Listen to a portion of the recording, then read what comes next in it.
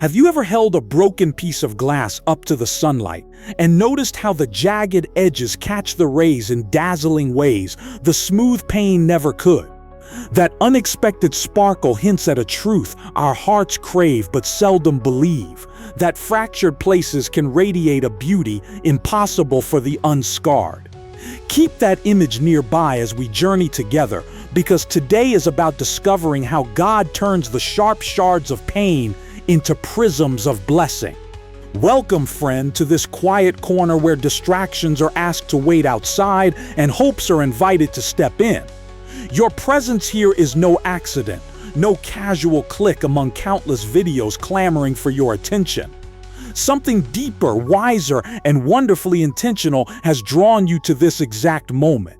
I picture you settling into your chair, perhaps with a sigh only heaven hears, carrying a story no one else quite understands.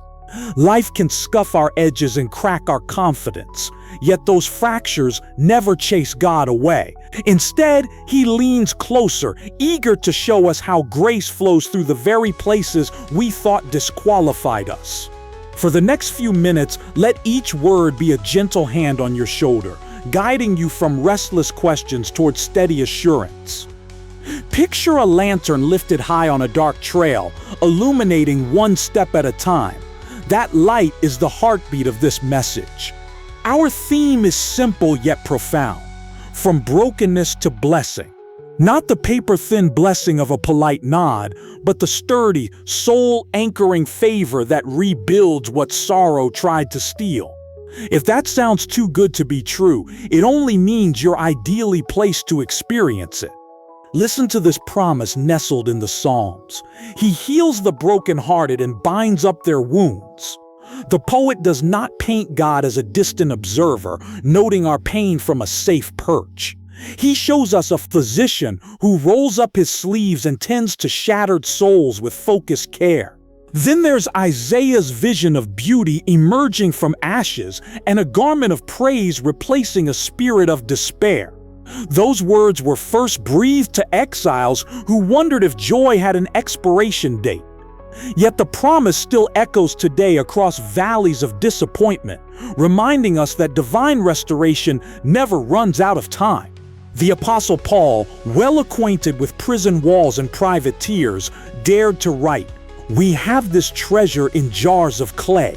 Clay jars crack with startling ease, and Paul knew it.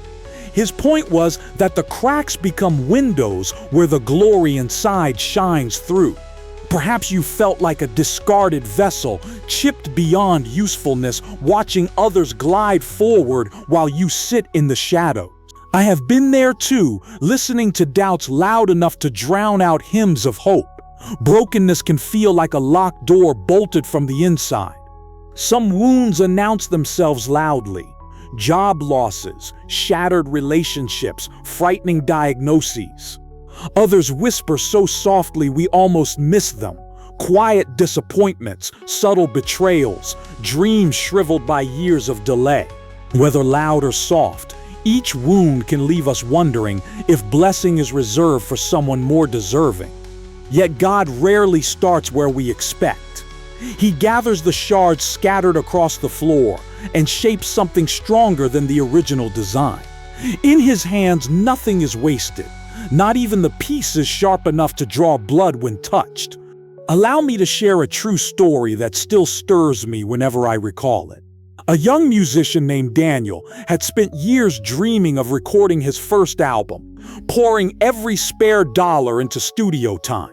One night his car was broken into. Thieves stole his cherished guitar, his only means of earning money, and every rough track on an external drive he'd left in the trunk. Daniel's tears that evening blurred the city lights until they looked like puddles of gold. He told God he was finished chasing impossible dreams. Yet 2 days later, a friend called with an invitation to fill in at a local coffee shop, loaning him an old guitar held together by duct tape. Reluctant but desperate for rent money, Daniel walked on stage with that battered instrument. Midway through his set, A passerby stopped, transfixed by songs that shimmered with raw honesty only heartbreak can write. Afterward, the stranger introduced himself as a producer, scouting fresh talent who carried stories in their voices.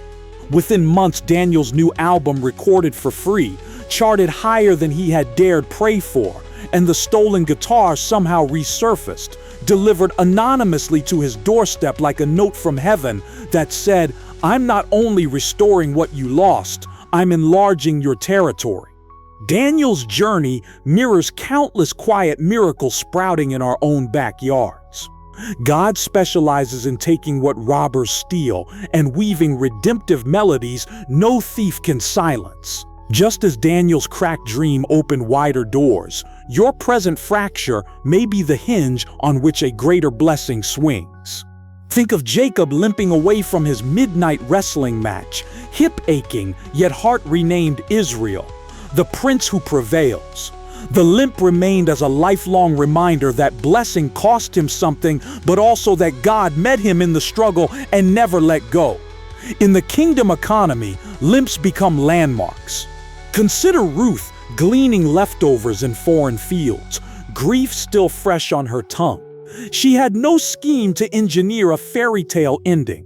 She simply kept walking in faithfulness.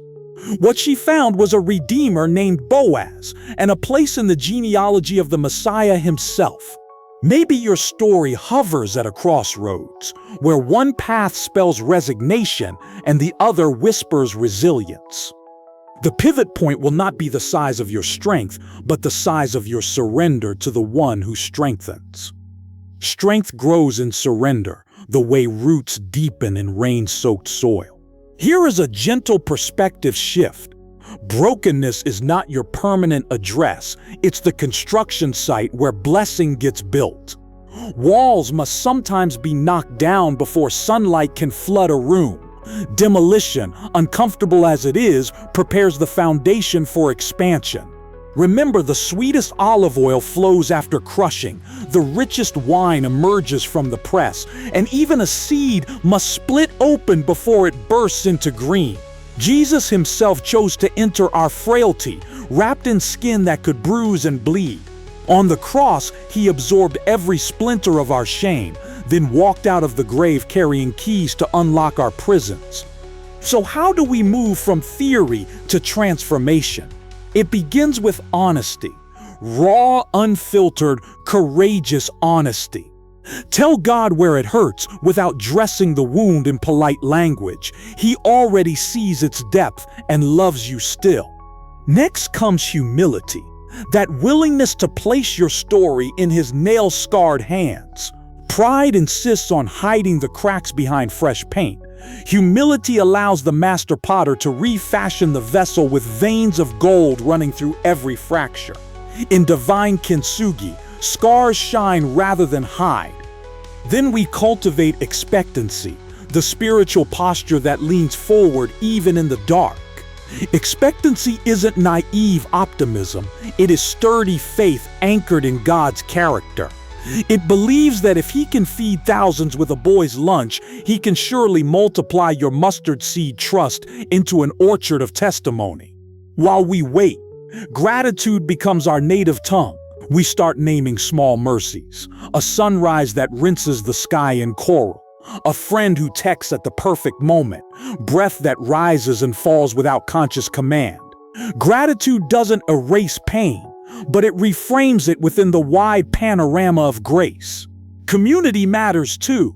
Lone rangers often bleed silently, but companions apply bandages we cannot reach. Seek out voices that speak life, not echo chambers of despair. A shared prayer can be a bridge across a canyon of hopelessness.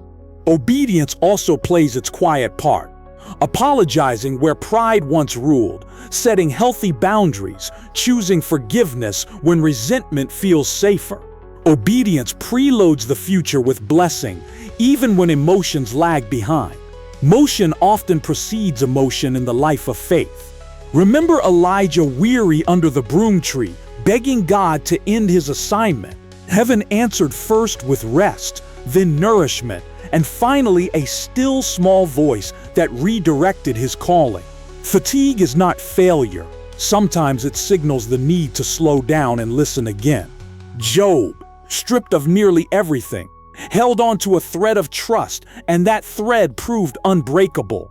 His restoration did not erase the memory of loss, but it wrote a new chapter titled Double Portion. God is still scripting similar chapters in lives that feel ripped apart.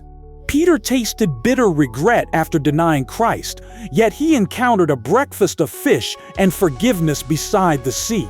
3 questions asking, "Do you love me?" rebuilt him from the inside out. From his restored lips later flowed sermons that shook cities awake. Perhaps your heartbeat quickens hearing these accounts, yearning for a similar turnaround.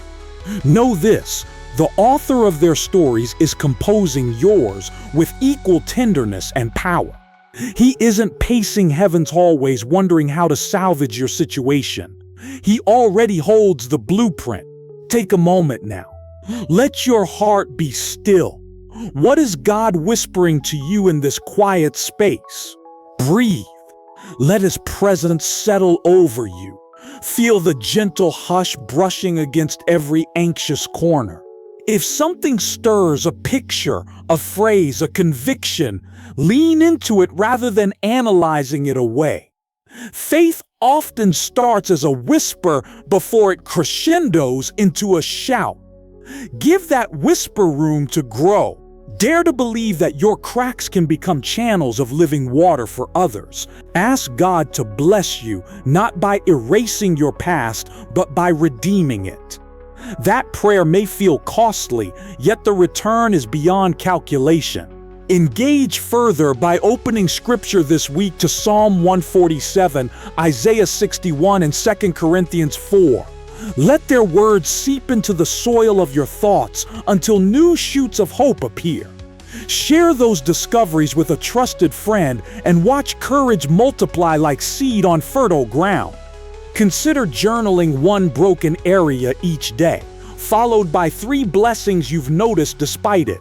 Over time, the blessings will swell, the brokenness will shrink, and Christ will stand taller at the center. Patterns of grace will emerge like constellations against a night sky.